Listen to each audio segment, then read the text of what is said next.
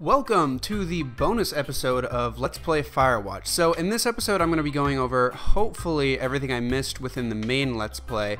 And yeah, there's quite a few bonuses and little Easter eggs. There's even like even a separate kind of storyline. Not really though, but you kind of get introduced to like these two other characters.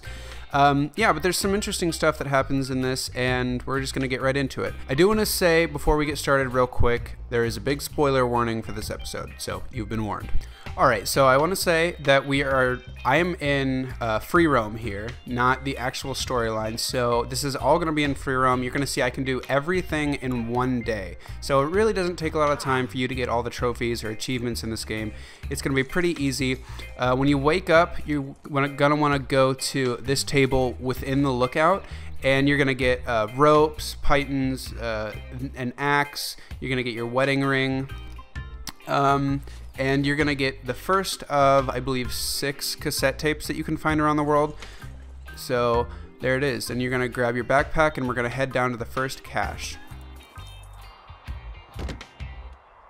While we're heading down to the first cache, I do want to say that you unlock free roam once you beat the storyline. In beating the storyline, you get a bunch of trophies, so you don't really have to worry about those.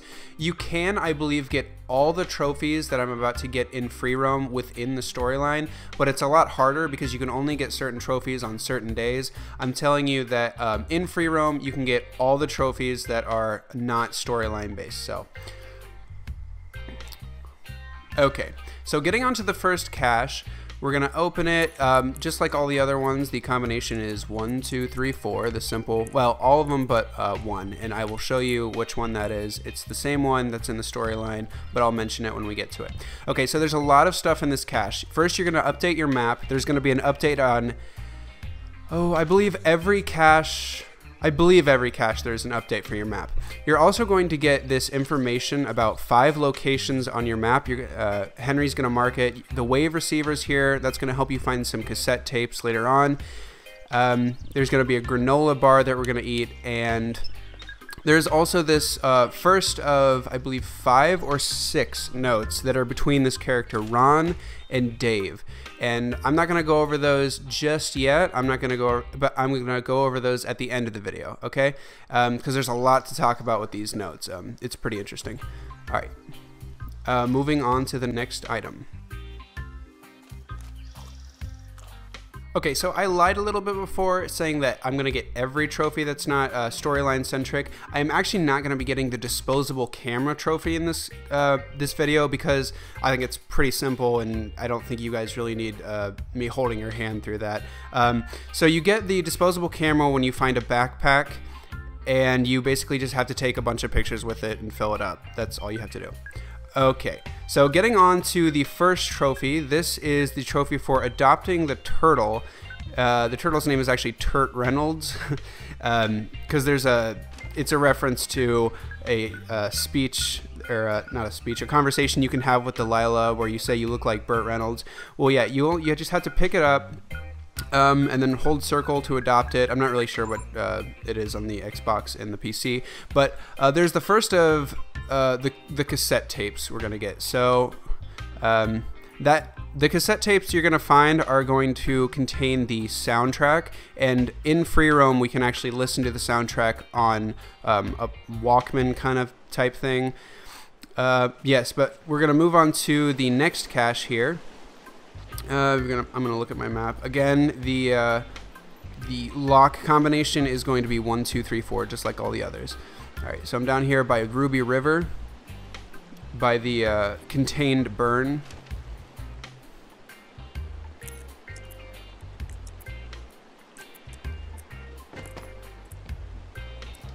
All right, and in this one, we're going to find a bunch of books, some toilet paper. We're going to find, just once again, we're going to find a map update, and then we're going to find a note between Ron and Dave. And if you actually look on the cache box there's a little Easter egg there from the audio tour, which I'm going to get to later. It was called the Lending Library, and Firewatch people that actually had this job would actually share books because it would get really, really boring on the watch. So the Lending Library thing is kind of an allusion to that. So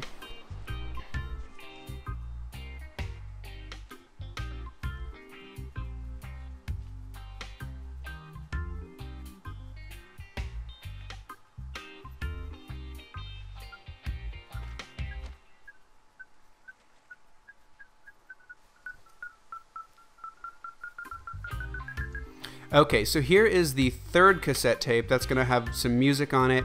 And also, this is, I'm going to go to a cache here real near this. This is going to be the cache where the combination is going to be 5, 6, 7, 8 instead of 1, 2, 3, 4. It's going to be the only one like that. And I'm going to show you on the map just where it is, down by Cottonwood Creek.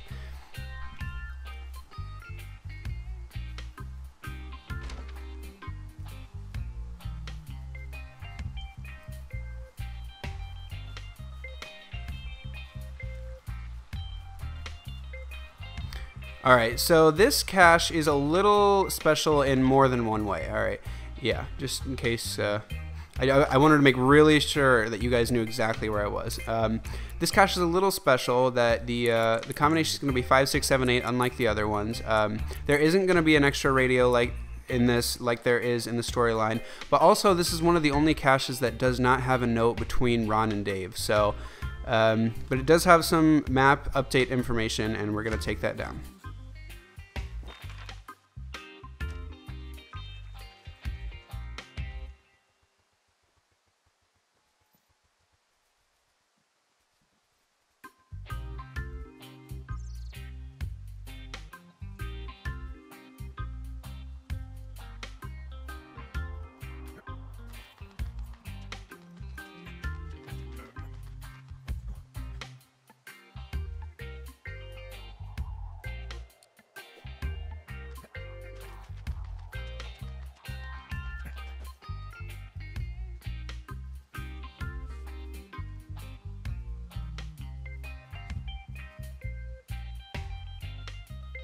Okay, moving on to the, I believe, fourth cache box we've been at. This cache box has something kind of weird in it. Again, the combination is going to be 1, 2, 3, 4. But when we get in it, it has probably one of the strangest things in any of the cache boxes. It seems completely disconnected from everything else. It has again, the map update, but it also has this missing poster for a guy named Mitch Michaels. And it's very odd. Like, I don't know any other connection to this. Yeah, it was just very strange that they put it in the game. Well, anyway, we're gonna get on to the next one.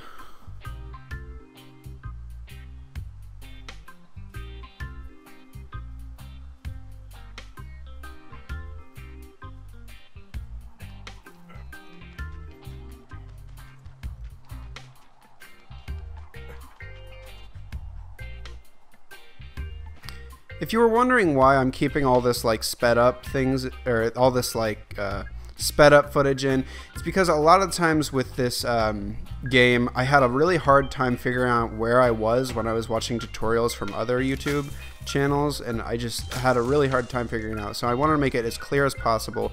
But anyway, we're moving on to the fourth, I believe fourth, I'm kind of losing track here, but a fourth cassette tape here. This is going to have more music on it, and just from the soundtrack, and yep, we're over by Jonesy Lake. And you're going to need the axe to get here. Well, you don't need it because you can come from the other side, but the axe is nice.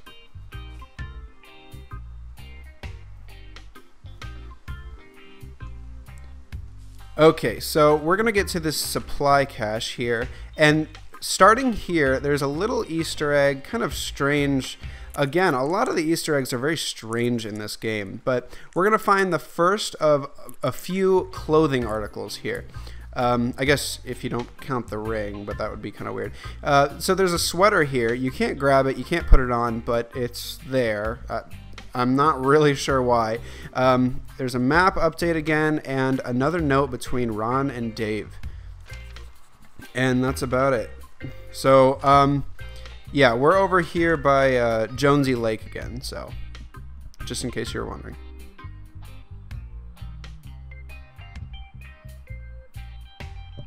And again, I will go over all these notes. If you're thinking I'm going a little fast through these notes, you don't have to pause it. I will go over them and read them at the end of the video. Don't worry, because there's a lot of like just kind of a storyline there that I want to talk about. So.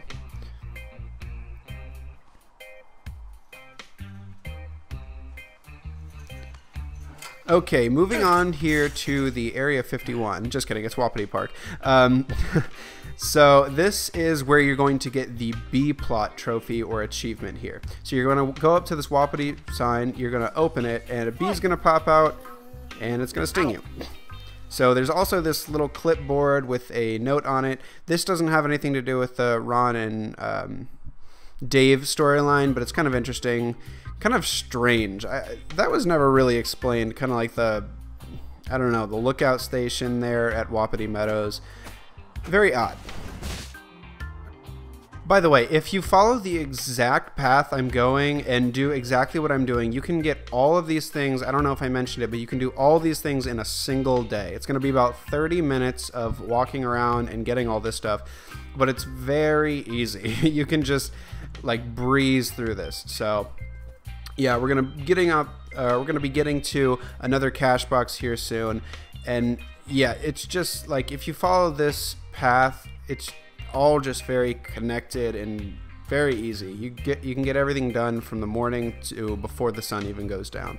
So yes, this cache box is going to have something in it. It actually has a flashlight in it, which is odd because we got a flashlight at the beginning of the day in the Two Forks Lookout Tower, but it has another flashlight in here. Doesn't make any difference. It doesn't add anything to the game, but yeah, that's another place you can find it. And this is also going to have another map update, and I don't believe I'm missing anything. Oh, it has a little antler, which is kind of odd, but no note from Ron and Dave on this one either. So I do want to say that updating the map doesn't really change anything. It doesn't add to any achievement or trophy, but it's nice to get some maybe alternate paths if you're, I don't know, speedrunning the game and you're kind of just like scouting it out, you know, what are some really nice paths I can do to do an official speedrun of this game, which I bet would not be very hard to speedrun this game, but yeah, it's kind of nice. Okay, so we're getting to an unmarked cache box, I believe. I don't believe this is actually on the map as a cache box. No, it is not. So yeah, we're going to get this old cabin and a cache box here. So what's in the cache box, this is the cache box with the least amount of stuff in it, actually. But there's an interesting story to what's behind this cache box. So the story is that there's this Korea Vietnam, or veteran, sorry, not Vietnam, hat in here, which means you can get 2 hats in the game. That's the first one. But apparently one of the developers lost a hat that looked like that, and the people that were animating the game and putting everything in put that in as a little Easter egg for that person. So here's a destroyed guitar. This is going to come important later, slightly important, just kind of like as a theory. But yeah, just remember this destroyed guitar. And there's one more thing in here, kind of a creepy place. Delilah actually has a story if you come here in the main Easter egg. But here we're gonna get a trophy. A raccoon pops out of the old stove, and that is where you're gonna get the life and times of Raccoon Carter. So that's another trophy or achievement you can get. And yeah, that's everything in there. Just remember that old guitar.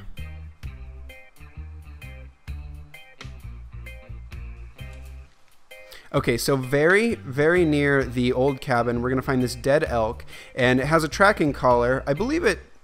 I don't know if it's 100% like absolutely this, but you did hear an elk in the main storyline, so that might have been it. But yeah, it has a tracking collar that Ned put on it. So yeah, we're gonna clear some brush here, knock out that blocking in the path, and we're gonna come here to this little secret unmarked area in the map. So we're going to find here a bunch of empty bottles, a chair, and we're gonna find a cassette tape that technically has a song called Old Shoshone on it, but you're gonna get that song from another cassette tape anyway, so I'm not really sure. But here's another note between Ron and Dave that I'm going to be reading later. So yeah, that's the another note between them.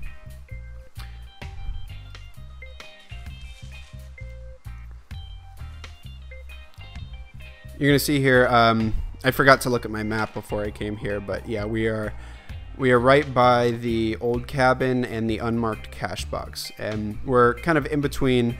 We're near Beartooth Point. So also, I cannot believe that I didn't mention this. That tape, the old Shoshone tape that you pick up back in these little area right here, is how you get the old Shoshone trophy / achievement. So I almost missed that. Glad I looked over this. Yeah, that's where you get the achievement / trophy. So.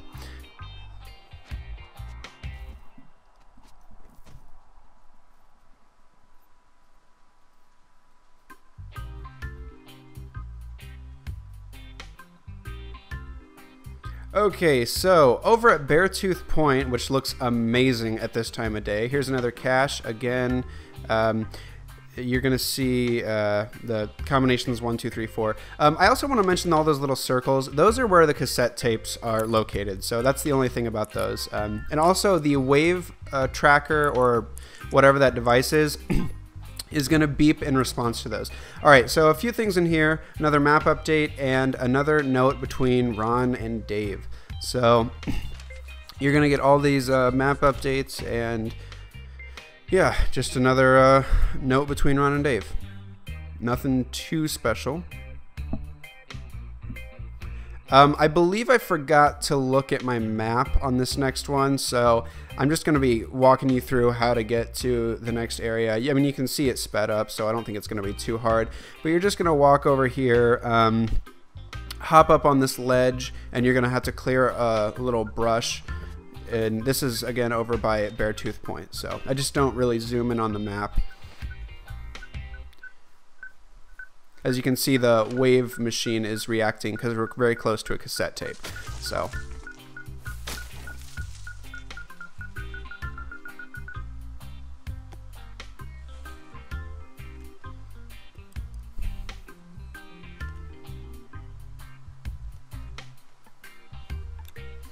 And that is actually all the cassette tapes. That was the last one, the last of 6. So.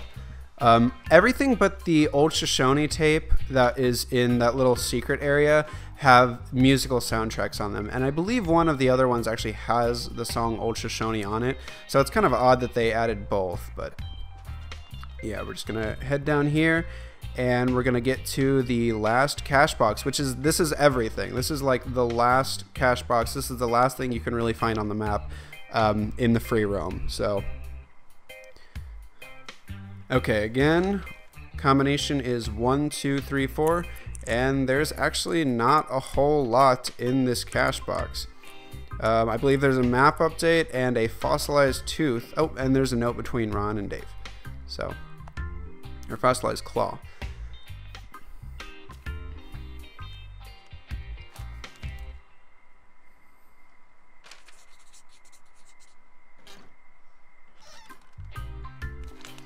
And that is the last note between Dave and Ron.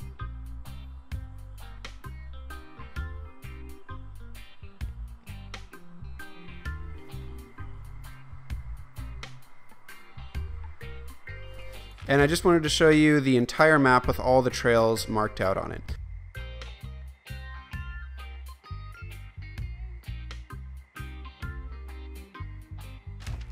So, moving on from the free roam thing, this has to be done in the campaign, the main storyline. And it's said that this is kind of like a, kind of an alternate ending. I don't think it's an alternate ending. I think it's pretty much just a mistake the developers made. And it doesn't even work in the PlayStation 4 version because I've tried this multiple times and it never works for me. You're supposed to be able to wait a certain amount of time and the helicopter will actually leave without you. And some people think that, oh, this is a, like, oh, it's a little Easter egg that they put in. I don't think it is, because it seems like they just patched it in the PlayStation 4 version, because I waited here for around 10 minutes. It never took off. And it just, yeah, it doesn't even seem like a real Easter egg, because even when it works, it's like the helicopter takes off for 2 seconds and then it kind of goes to black. There's no like alternate dialogue beyond that. It's very boring, and I didn't manage to get any footage of it. You can look it up if you want. I don't even think it's worth it, though. It's really quite unimpressive. But yeah, you can see I'm waiting here for like ever. I'm getting kind of bored of it leaving and it not working. But I've seen this working on PC versions. I don't know, I don't recall ever seeing it on an Xbox version, but I'm playing the PlayStation 4 version, and it does not, the helicopter just won't take off. So yeah, you're gonna see here soon. I'm gonna go up close and kind of look at the helicopter myself. But yeah, this, people say it's an Easter egg. I think it's kind of just a glitch.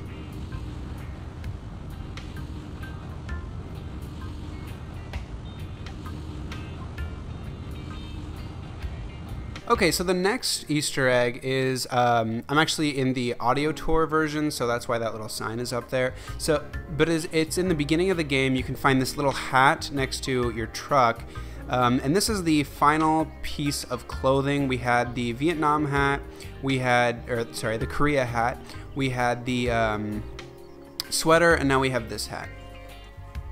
Okay, so this is a pretty obscure Easter egg. So you can actually choose the He-Man Flex pose or the Victoria's Secret pose, and the picture in your journal a little later on will actually change. So you can check out episode 1 to see the other pose, but yes, this is the other one in the journal if you wanted to see it.